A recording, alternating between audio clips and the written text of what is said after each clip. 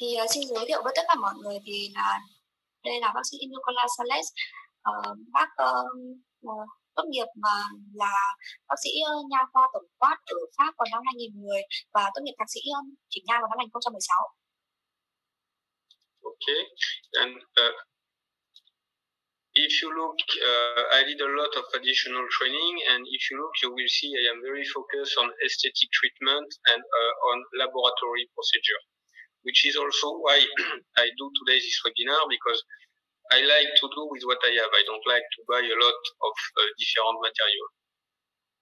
Thì như các bác sĩ có thể thấy thì đây là những cái training thêm vào sau khi bác sĩ Nicola đã tốt nghiệp, và bác rất là tập trung vào cái việc làm điều trị những cái ca thẩm mỹ, tức là những cái ca mắt lưỡi hoặc là làm bán trang sức. I'm not finished yet. Và thường thì những cái training của bác thì bác ấy có thể thường đem theo kỹ thuật viên để làm lab nữa. Thì cái mà bác Nicola muốn nhấn mạnh đó là bác ấy thường là thích làm với những cái vật liệu mà bác sĩ có, chứ không bác ấy không có thích mua nhiều.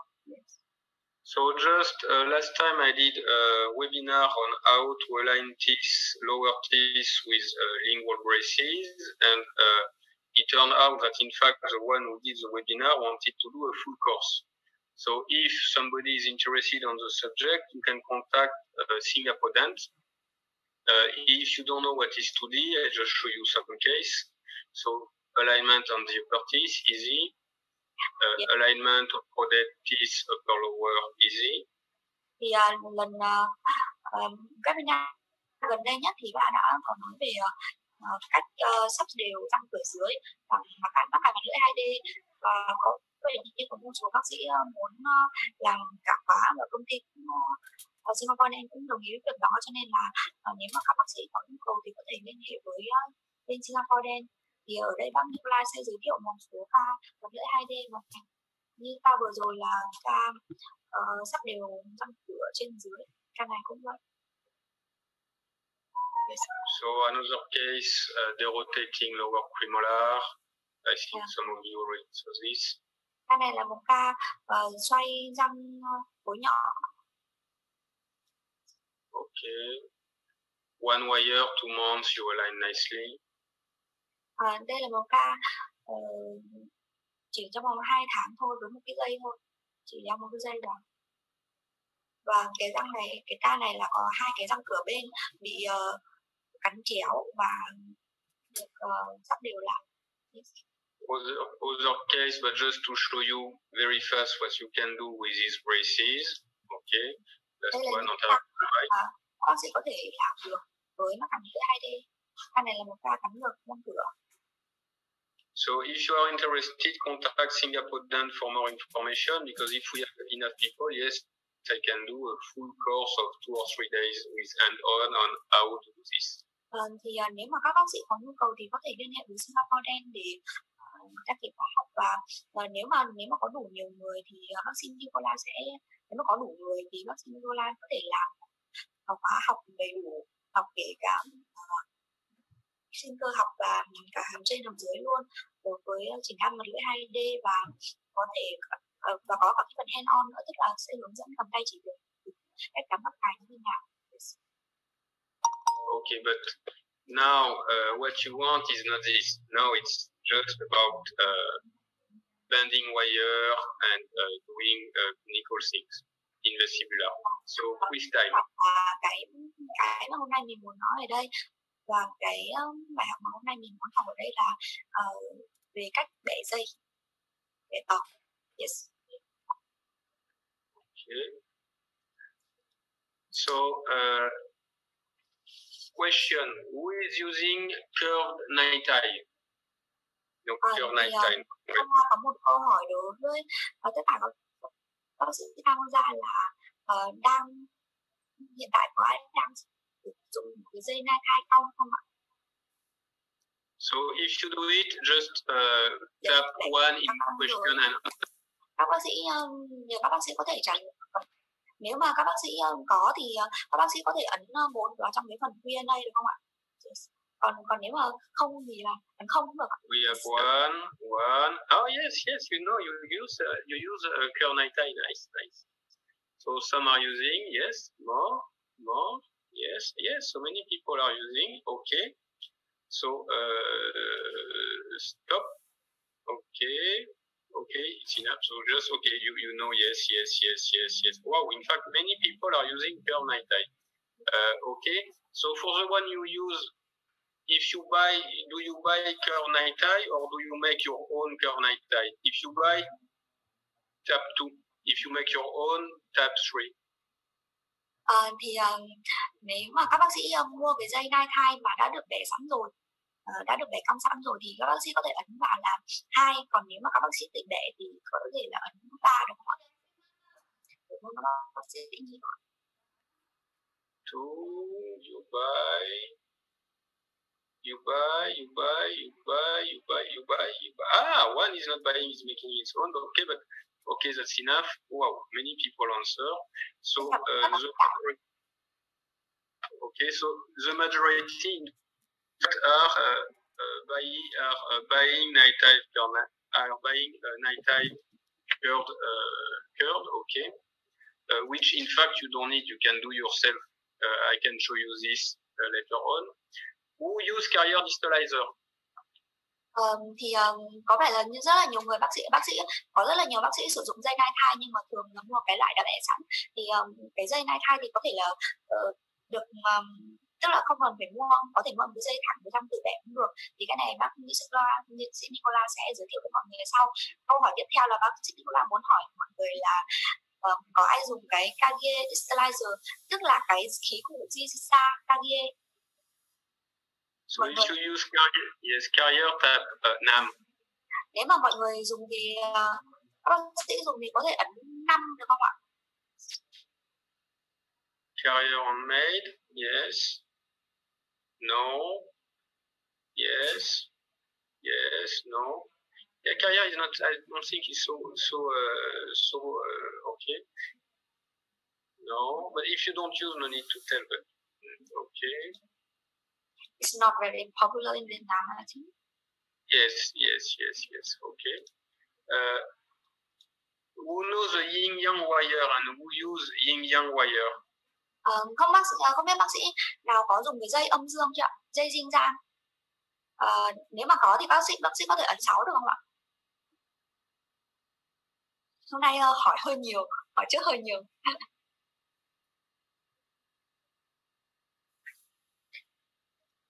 So yes, we have people. Sorry. No, not yet. No, 6. Oh, people are using yin yang. If someone do the yin yang by itself, can they tap by? Nếu mà các bác sĩ có dùng dây dinh gian thì nếu mà các bác sĩ tự bẻ thì các bác sĩ có thể ấn 7 được không ạ? So you mean that using Zhang by themselves, right? Meaning they don't buy it because yin yang is. Tức là cái dây âm dương này là các bác sĩ mua hay là các bác sĩ nếu mà mua thì là ấn 7. Sorry. Nếu mà tự làm tại nhà thì là ấn 7. Còn nếu mà không tự làm there is one who do by himself. Bác sĩ là tự làm một cái dây âm dương tại nhà thôi. Yes. You can. Okay, so you are one who do by himself. Wait, sorry. Okay.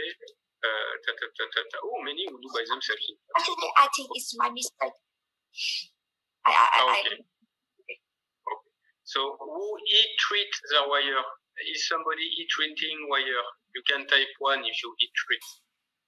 Yes. Không biết là các bác sĩ có ai hit treat, tức là mình làm nóng cái dây để tăng cái độ cứng của dây lên. Thì các bác sĩ có thể ấn 1 vào được không ạ? Okay.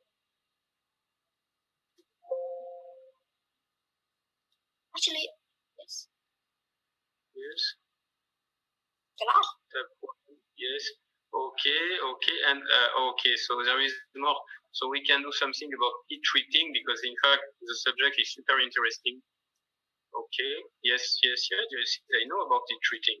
And I know French orthodontists and US orthodontists, they don't know about heat treating. I'm so happy about this. Okay. So sorry. After the question is... Dr. Khuê, can you check your microphone? Yes. Okay. Are you buying material for those? Because the thing is, me, all this I can do by myself. I don't buy material for doing this. Okay. Even heat treating, you can do it yourself if you know how to do it. And in fact, I was doing it myself.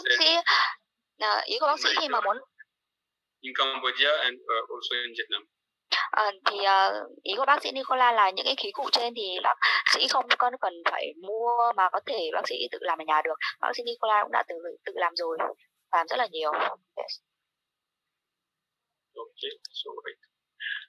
So I will start with some concept of basic biomechanics that, in fact, is probably you don't have them 100%, and if you don't have this good basic in biomechanics, you will make mistake when you try to interpret this.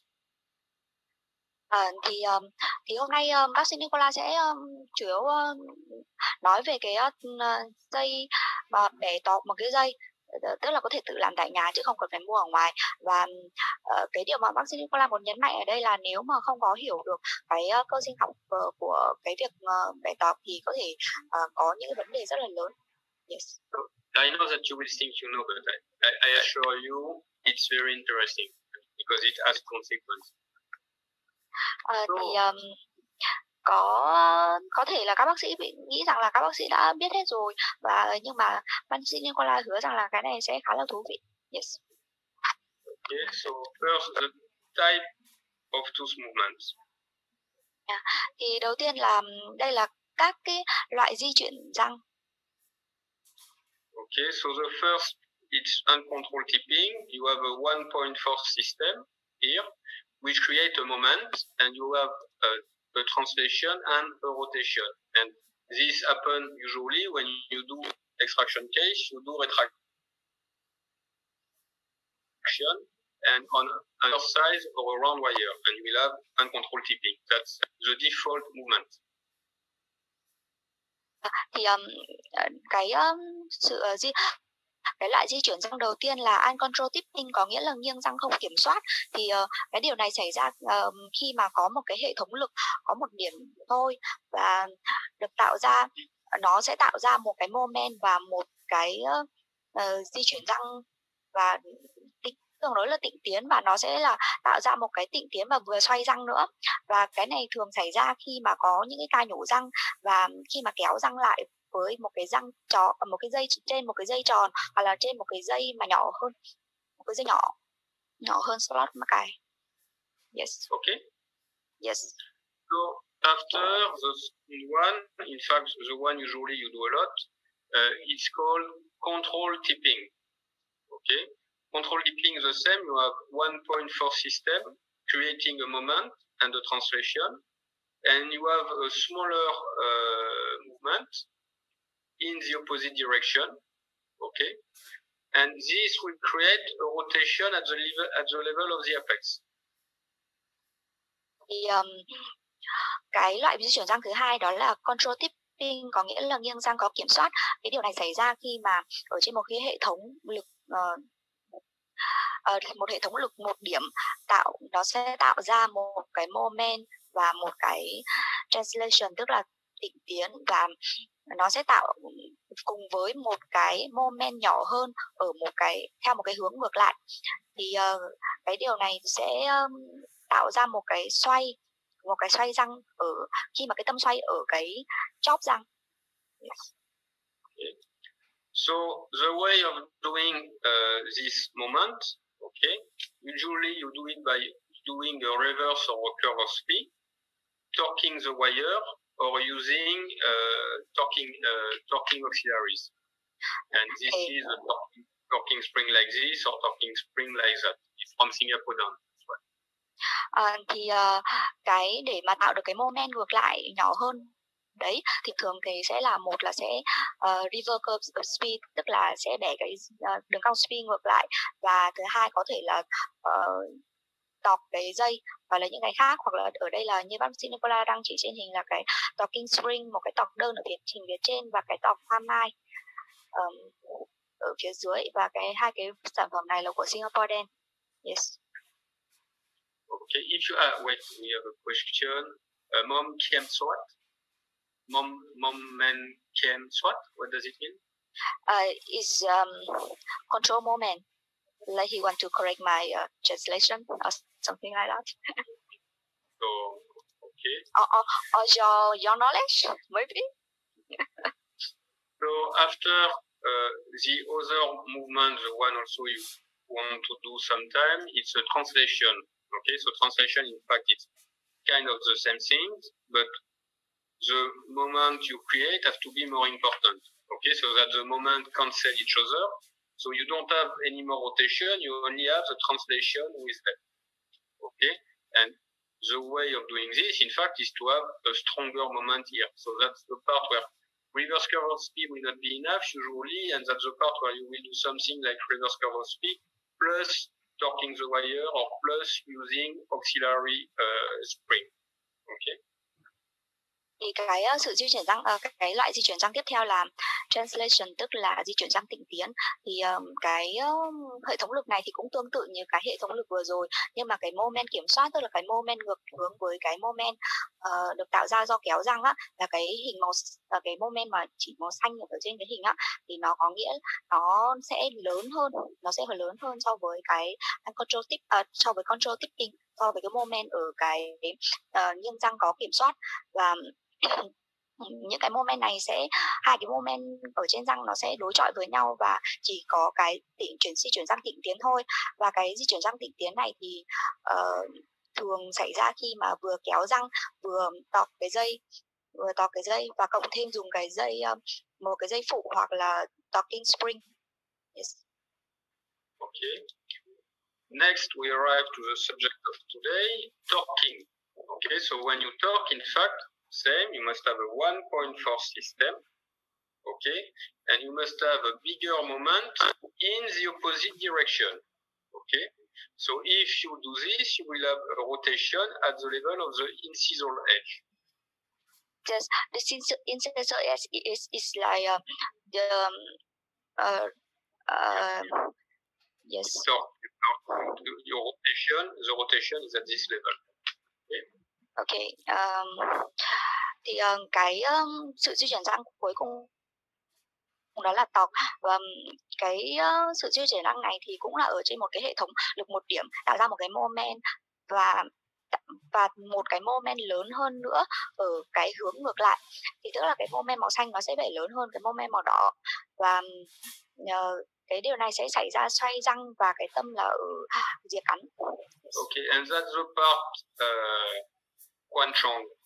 This is an important part. Thì đây là một cái điểm rất là quan trọng. Okay, so this you can do talking of the wire. Okay, so now the thing is, normally when you torque the wire, it's at the end of the retraction or on a non-extraction case. Okay, when you torque, you do like this.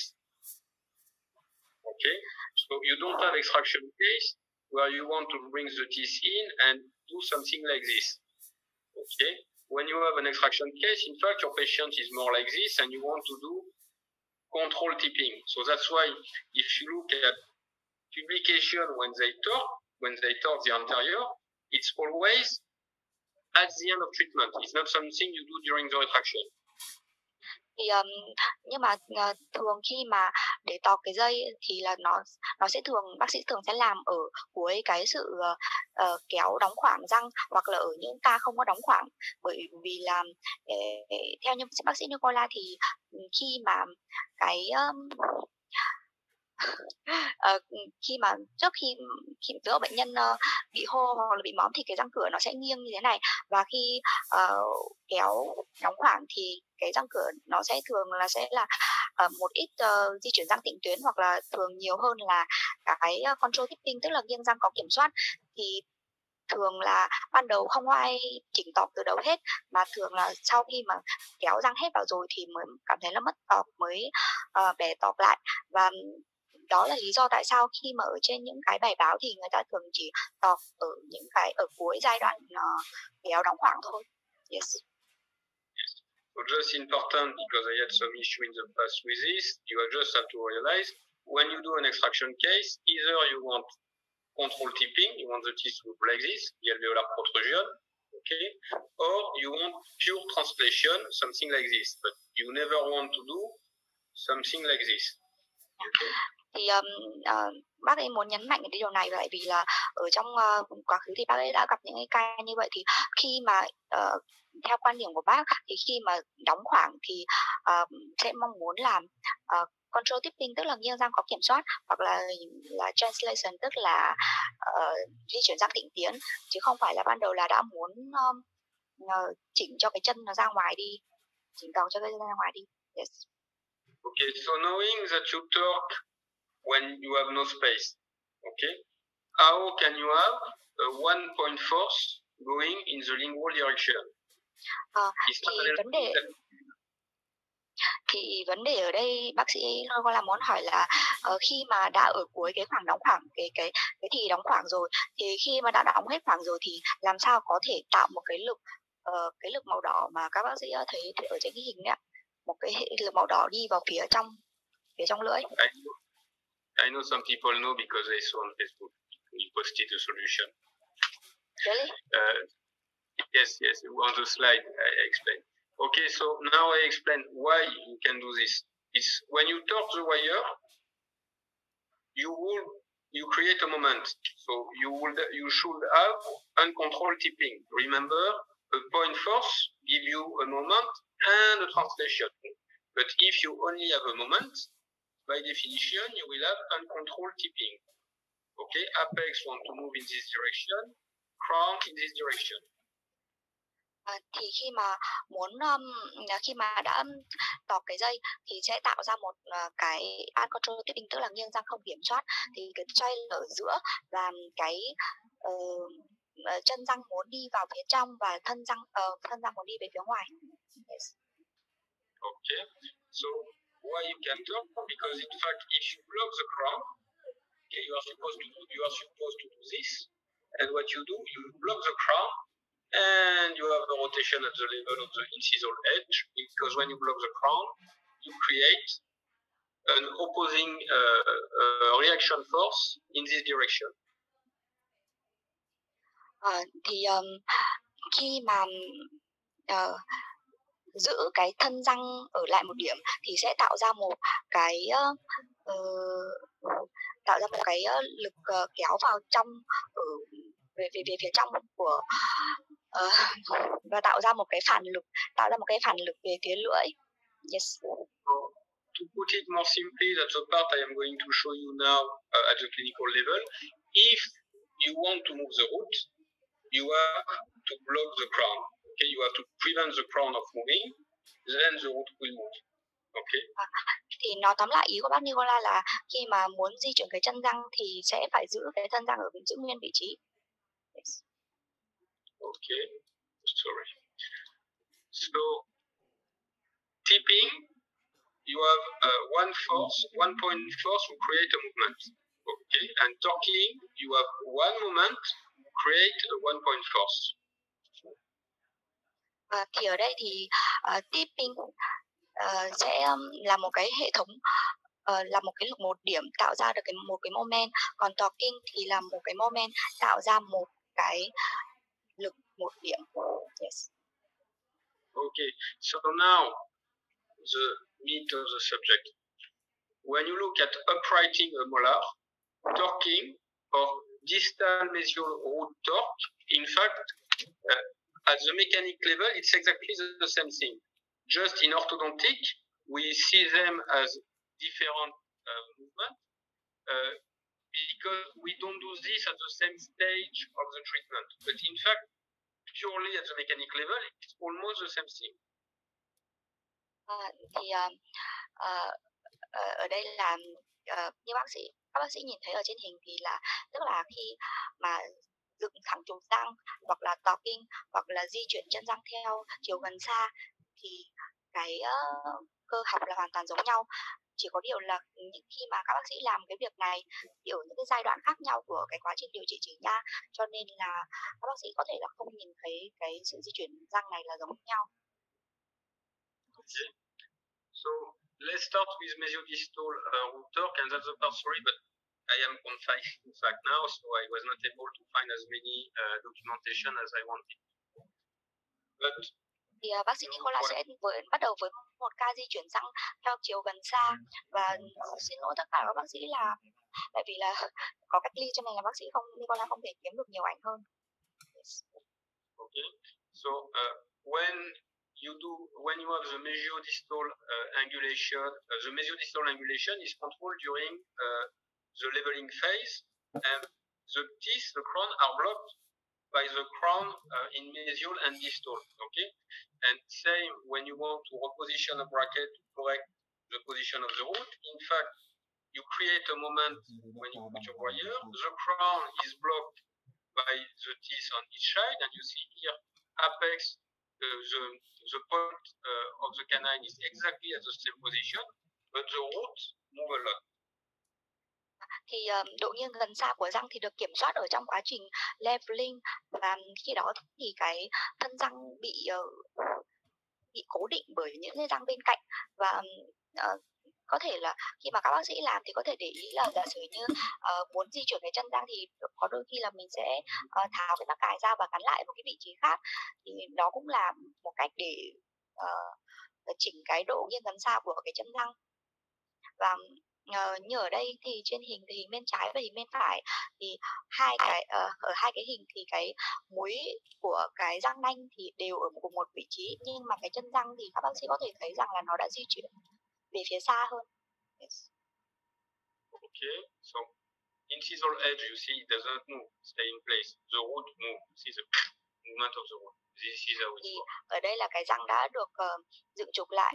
Ở đây thì cái rìa cắn của cái răng nanh ở giữ nguyên vị trí, và cái chóp răng thì di chuyển. Okay, so here a case with 2D round wire. Okay, I use a double wire technique, and I wanted to upright the root. So I have one main wire to hold everything in place, and on the teeth I want to move, I have only one wire, and you see here I create a movement. The crown is blocked, cannot go in any direction, so the root is moving. Thì ở đây là một cái cam mắc cài mặt lưỡi 2D, và bác sĩ Nicola muốn di chuyển cái chân răng mà bị nghiêng ở đó, thì bác sĩ Nicola sử dụng kỹ thuật 2 dây pivot, và bác sĩ Nicola dùng một cái dây để cố định những cái răng còn lại, và dùng một cái dây nhỏ hơn để di chuyển cái chân răng bị nghiêng.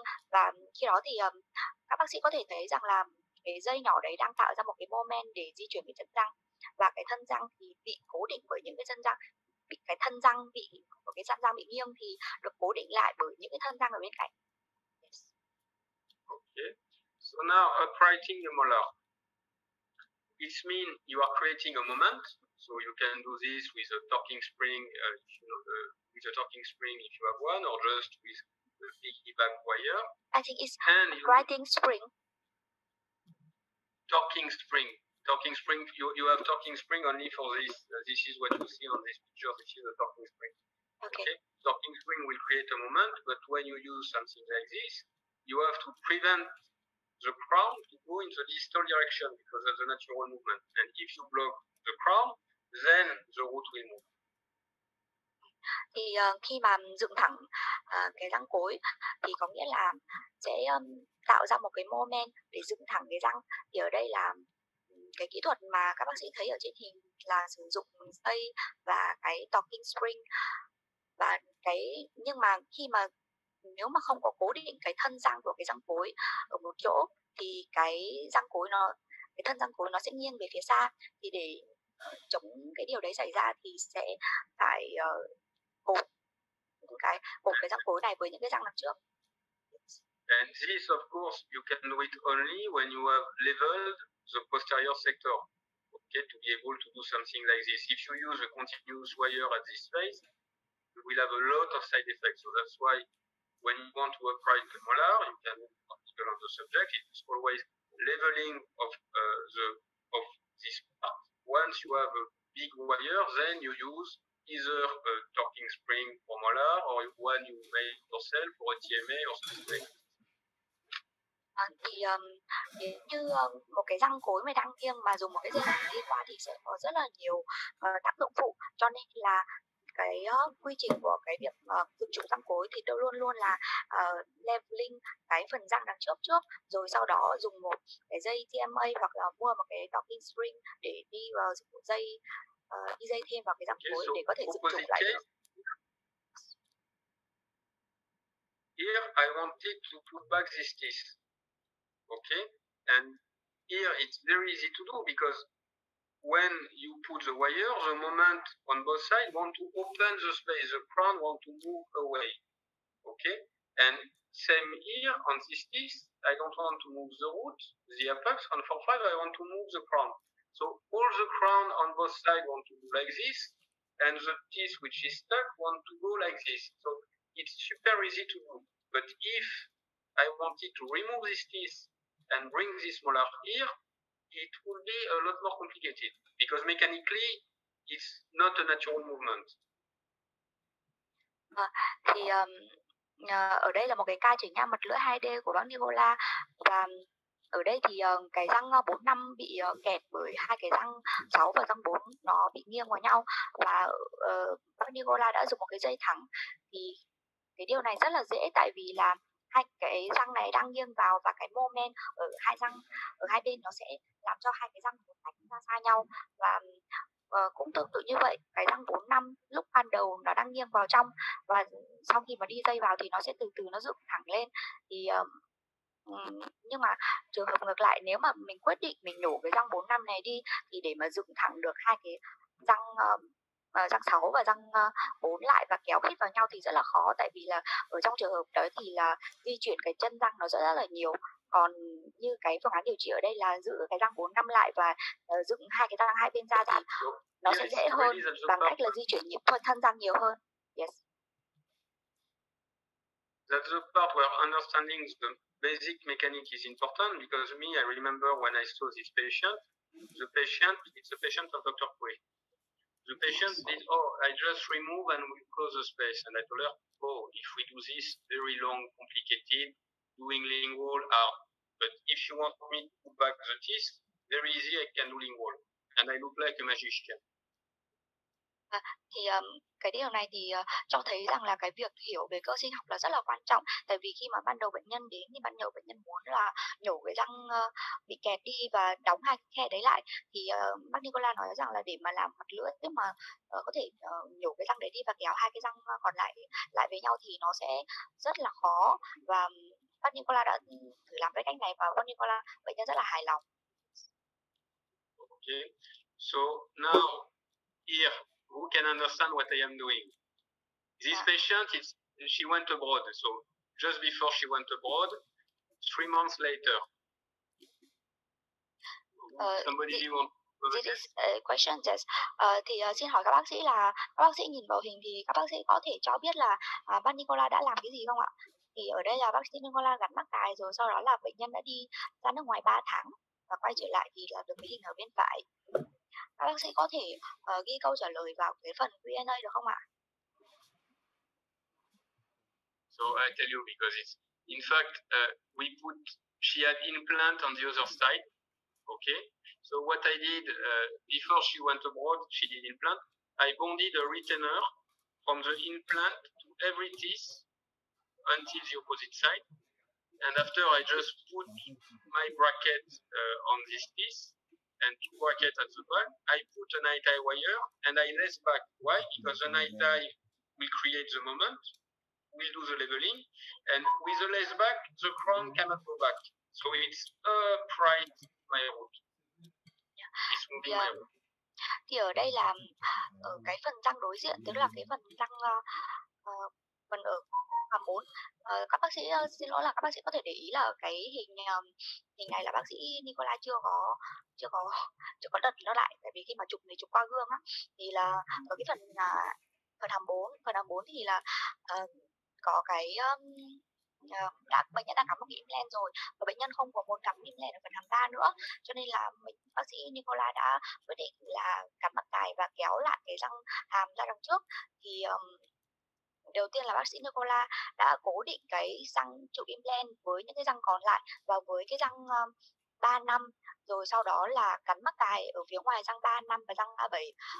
Và khi đó thì đi một cái dây nai thai vào, khi đó thì cái dây nai thai nó sẽ làm cho cái răng nó hai cái răng hai bên nó dựng trục lên, nhưng mà bác sĩ Nicola muốn đóng khoảng, cho nên là bác ấy đã cột kẽm vào những cái răng này, dẫn đến là nó sẽ không có đóng khoảng lại được, thì khi đó cái chân răng nó sẽ di chuyển lại gần nhau. Yes. But if I have not put the lace back, let's say that the patient tell me I want to open space here to put an implant. I would say, oh, super easy.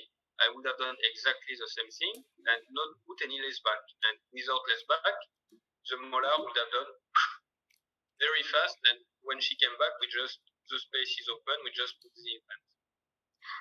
Thì nếu giả sử như bệnh nhân không có muốn đóng khoảng và muốn làm implant thì cũng rất là đơn giản, thì sẽ không có bỏ cái lace back, tức là không có cột kẽm vào, và chỉ cần đi cái dây nai thai vào thì cái răng phối nó sẽ nghiêng ra xa rất là dễ, và sau khi bệnh nhân quay trở lại thì có thể cắm implant được rồi. Yes. Okay. So now, other example is not I don't have the X-ray of the finish case, but it's just to show you. On the 27, the space is almost closed and the teeth is completely collapsed.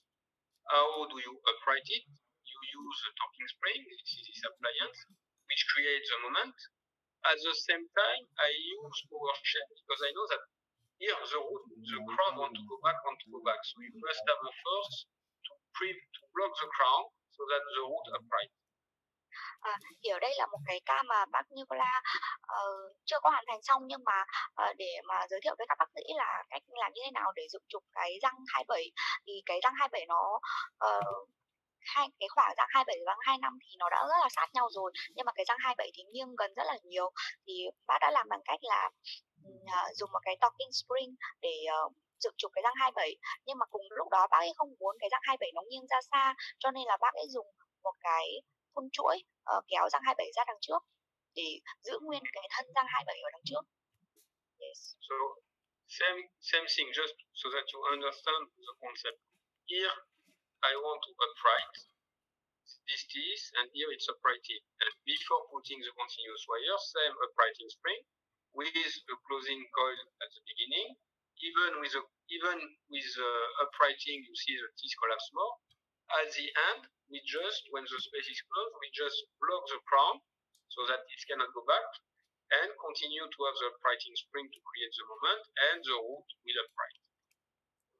Thì đây cũng là một ca tương tự như vậy, để mà các bác sĩ có thể hiểu thêm về cái cơ sinh học của những cái việc dựng thẳng răng. Thì ở đây là cái răng 27 nó bị nghiêng gần, và bác sĩ Nicola đã dùng một cái uprighting torquing spring, và dùng ban đầu thì bác ấy để muốn kéo đóng khoảng nữa, bác ấy dùng một cái lò xo để kéo cái răng 27 ra đằng trước, và sau khi cái răng 27 đã chạm với cái răng cái răng 47 đã chạm với cái răng 45 rồi, thì bác dùng kẽm để buộc lại, lacing lại, thì và tiếp tục dựng thẳng răng, bởi vì là bác ấy không có muốn mở cái khoảng này ra. Yes. Okay, and what it look like at the end? Okay. Thì đây là kết quả. Torquing the anterior. Why I speak so much about something else? Because in fact, torquing the anterior, it's something I don't have to do often because I control my mechanic during the retraction. So it's not often I have to do it. But the principle is exactly the same. And here you see a case where I had to do it. You see that I block with and elastic, and I had put a torquing in the wire. And at the end, the teeth upright. But you have to block the anterior when you do this. Thì tiếp theo là cái phần về tọc cái phần răng cửa, và lý do tại sao bác ấy nói nhiều hơn về những cái phần trước, tại vì là thường thì bác Nicola không có tọc nhiều cái phần răng cửa, tại vì là khi mà kéo răng đóng khoảng thì bác ấy kiểm soát rất là tốt, cho nên là thường ở với điều trị thì rất là ít khi phải tọc lại cái răng cửa.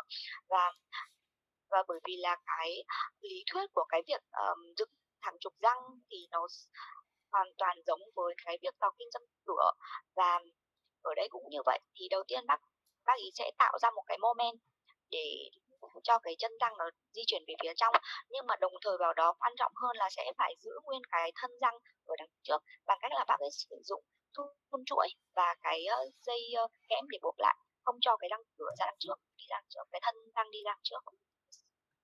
Okay, and if you don't do this, what you will have and what happened is if you just torque your wire, insert your wire and put elastic, you will create an overjet because if nothing blocks the crown, overjet.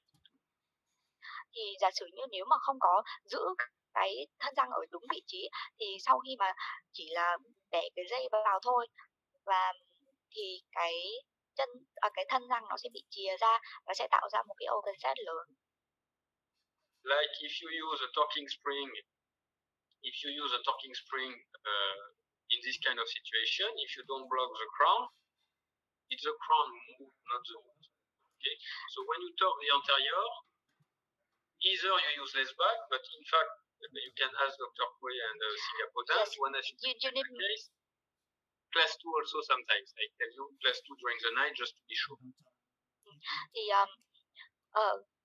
thì cái cơ học của cái việc làm buộc cái, can you go to the previous slide so they can see the picture? This one?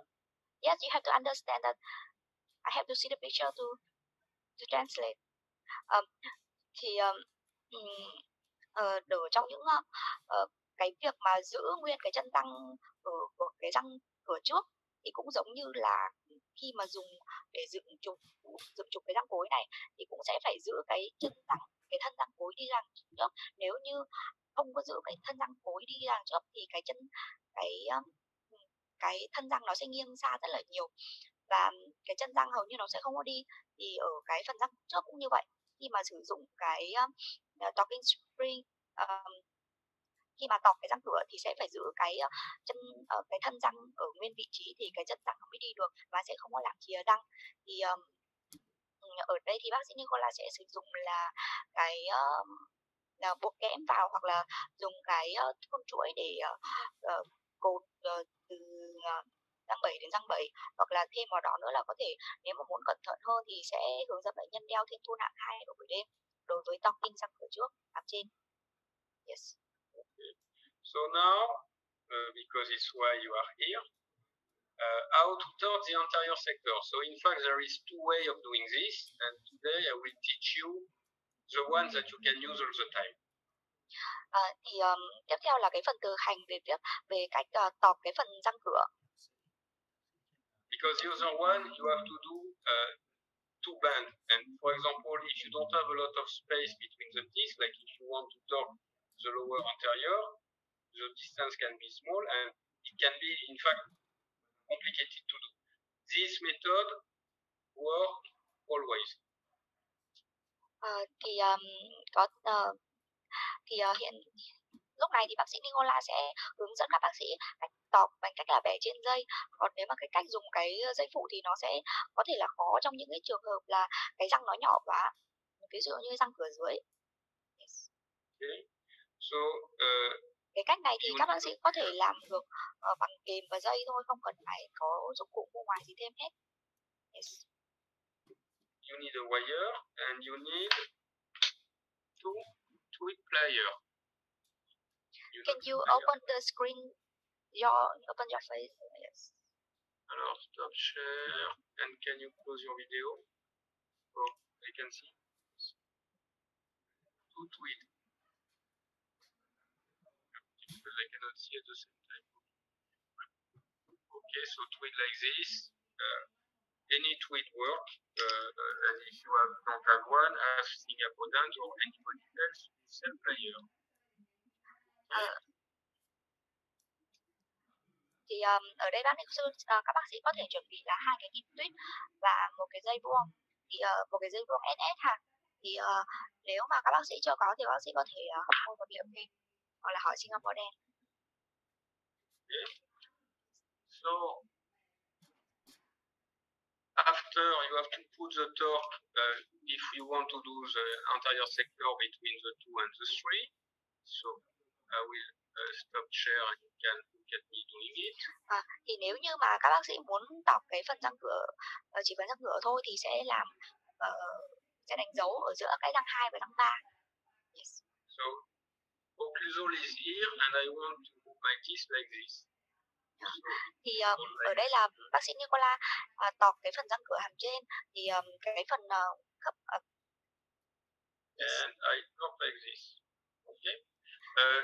After the amount of movement you do depends on the size of your slot and the size of the wire. Okay.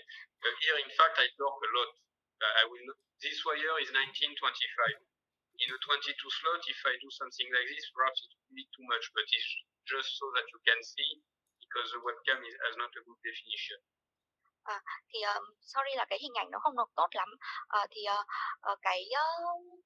Cái độ tọc mà các bác sĩ đặt lên cái dây nó sẽ phụ thuộc vào cái độ lớn của cái mắc cài, độ lớn của cái slot mắc cài và cái độ lớn của cái dây. Thì ở đây bác sĩ Nicola dùng một cái dây 1925 thì cái độ tọc này bác ấy dùng hơi nhiều, nhưng mà tại vì bác ấy muốn chỉ cho các bác sĩ thấy cái cách chỉnh tọc ở trên dây cho nên là làm hơi quá một tí. Okay, so now you see I have my wire. My wire is torque on the anterior. Okay, but called high bande. Okay. Yes. Call high bande. There is yes. Can you show the other side? You have to show the other side so they can understand. When you do it, you have to, yes. Thì cái phần giữa cái răng 2 và răng 3 ở bên đối diện thì các bác sĩ cũng bẻ tương tự như vậy thì sẽ tạo được cái độ tọc của răng cửa. Yes. Nhưng mà ở đây thì sẽ có hai vấn đề. Yes. So now the part about money, okay, because I don't show you a magic trick. Me, I try to explain to you how things work for real and what trouble you can have. Okay. If you just do this, yes, you have torque on the anterior, but you will have two trouble. Thì nếu như bác sĩ Nicola sẽ đây là giới thiệu cho các bác sĩ cách làm một cách đơn giản và những cái vấn đề có thể xảy ra trong cái quá trình sử dụng cái dây này. Yes. Okay. So trouble number one, the wire is not flat. So if you put this like this, the incisor, yes, the incisor will turn, but they will also go up. Thì cái vấn đề thứ nhất là cái dây nó không có phẳng, thì các bác sĩ có thể thấy là cái dây nó đang cong nhẹ lên trên và nếu mà chưa cho cái dây này vào trong cái răng của bệnh nhân thì cái răng của bệnh nhân sẽ được tọc nhưng mà cái răng nó sẽ được lún lên. Yes. Okay, so that's the first trouble. Okay, đây là đang nói về cái phần răng ở trên để cho các bác sĩ có thể tự theo dõi. Yes. The second trouble, you see that in fact I have torque in the posterior sector also. Okay. Thì cái điều tiếp theo là sẽ có cái độ tọc ở cái phần răng cuối, phần răng sau. So if I put this on the posterior sector, you see I put this in the mouth of my patient, like this, like this. The molar on this side will want to go, the crown will want to go in lingual. Thì nếu như mà thì ở đây là giả sử như đây là cái răng của bệnh nhân ha, và đây là cái khẩu cái của bệnh nhân, thì giả sử như mà các bác sĩ cho cái dây vào luôn thì cái răng sẽ muốn, cái răng cuối nó sẽ muốn đi vào bên trong. Okay. Nghiêng về phía lưỡi. Don't want this because if this happens, you will have the bite will open. Okay. In fact, the apex can also go out, So thì cái điều này là cái tác dụng không mong muốn, tại vì nếu mà điều này xảy ra thì sẽ gây mở khớp cắn là thứ nhất, thứ hai có thể là cái chân răng nó sẽ lòi ra ngoài. So for the next part, I show you with my webcam so that you can see. Thì cái phần tiếp theo thì bác sĩ Nicola sẽ mở webcam ra để các bác sĩ xem ha.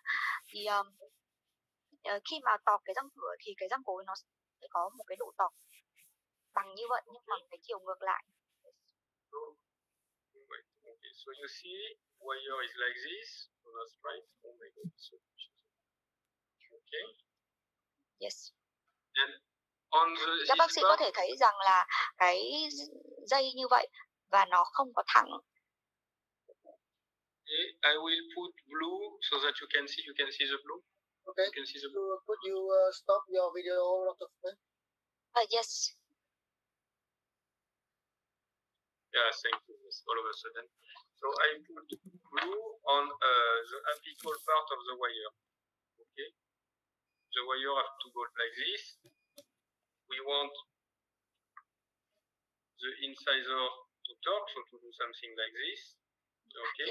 And this is the apical. This is the apical part. Okay.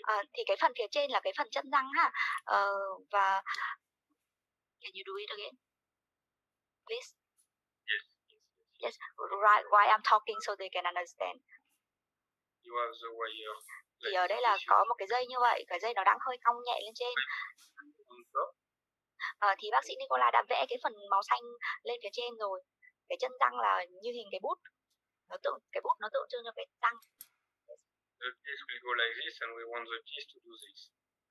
Thì mình sẽ muốn cái chân răng nó nghiêng vào trong.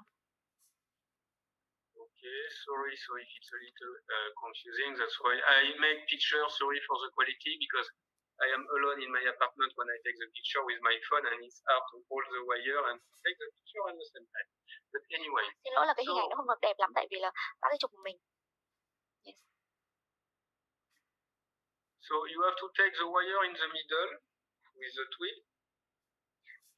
Thì sẽ phải giữ cái dây ở cái vị trí ở giữa với cái kim tuyết, dùng cái kim tuyết để giữ cái dây.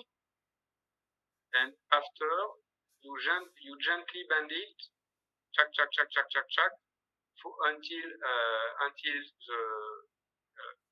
until the bend. I will show it on my screen, but just so that they try to explain, they better understand when I do it. Rồi sau đó là just use another tweet or use your hand to do it. Use my hand. Rồi sau đó dùng tay để bẻ nhẹ từ cái răng sao cho nó lật trở lại. Okay, so I will stop the chair. I try to show you. So you see, I take like this. Okay. Yes. The blue part is here. Okay. The blue part is here. So the occlusal is here. You see, the wire is done like this, and I do this in this direction. Okay. Thì các bác sĩ có thể xin các bác sĩ để ý ha, thì ở đây là cái phần hạt trên và cái phần ở bên phải của cái răng là ở bên phải của cái dây là cái răng, còn cái phần bên trái của cái dây là cái phần khớp cắn đối với hàm dưới ạ, cắn khớp với hàm dưới. Yes. And using my wire, I will bend a little, go a little, bend a little. Okay. Check. Thì dùng cái kim tuyết để giữ cái dây ở vị trí ở giữa, rồi sau đó là dùng cái tay để nhẹ nhàng để cong lại. If you want an in-live demonstration, ask Singapore Dan, because now it works very well. Sorry? See, Dr. V, it worked very well. He trained a lot last day. Yes. Thì nếu mà các bác sĩ có liên hệ được với Singapore Dan, tức là bác sĩ Việt, thì bác sĩ Việt có thể chỉ cho các bác sĩ, tại vì là bác sĩ Việt đã luyện tập về cái này rất là nhiều. Can you show it in the camera? Yes. I did one side. Okay. You see that when I hold my wire, this part is straight, and the part I did not bend is not straight at all. Thì sau cái phần mà bác sĩ Nicola đã bẻ nhẹ cái dây ở phần bên phải, thì phần bên phải nó đã thẳng rồi, còn phần bên trái thì chưa có bẻ, cho nên nó vẫn hơi cong nhẹ. So I show you on the picture because I take a picture of this face. Okay, so you see that now, like on mine, when I do it, now this part is straight, there is no torque on this part. Okay. Thì ở đây là cái phần kẻ hình đỏ là nó rất là thẳng và không có cái torque ở cái phần màu đỏ nữa. You know, before doing this, if I draw a line from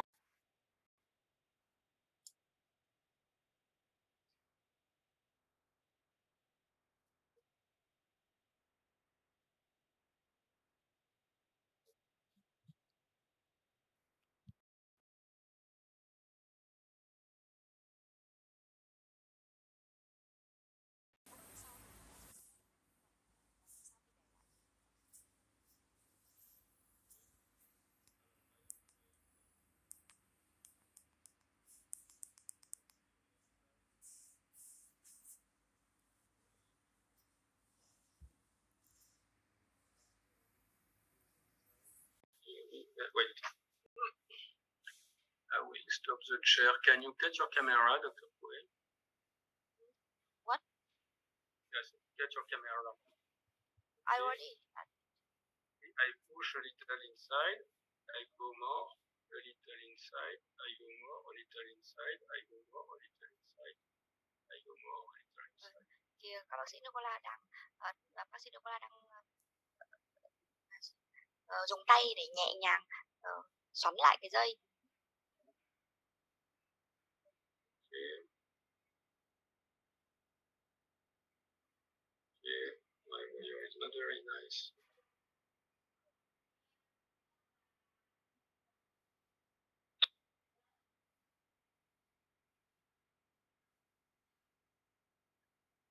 Okay. Still have a little top, but not so much. Okay. Should I ask the dentist that can they do it? Yes. You can ask. Ask the feedback. Can they follow me or not? Thì không biết là các bác sĩ đã bẻ đến bước nào rồi ạ? Có vấn đề gì không ạ? Thì các bác sĩ có thể ghi vào phần Q&A để có thể nếu mà được thì sẽ trả lời trực tiếp một số vấn đề luôn ạ.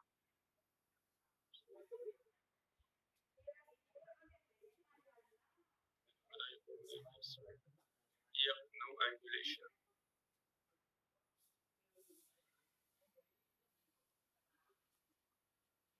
After, if you want to train with a 1622, because 1922 is a very big wire, meaning when you want to talk 1925 or 1922, you will do 5 or 10 degrees. Okay, so it's a lot more difficult to show. So I make a bigger torquing. You see here I do almost 45 degrees. Okay, which with a wire as big as 1925 make it a little difficult. Okay, so if you want to train with 6022, it's the easiest to start with because you can do 45 degrees. Okay, and after you can do it on a 1622, then try to make small movement with a 9-tie 25. But be careful with a 9-tie 25 because you know that the wire take almost all the slots. Okay, so if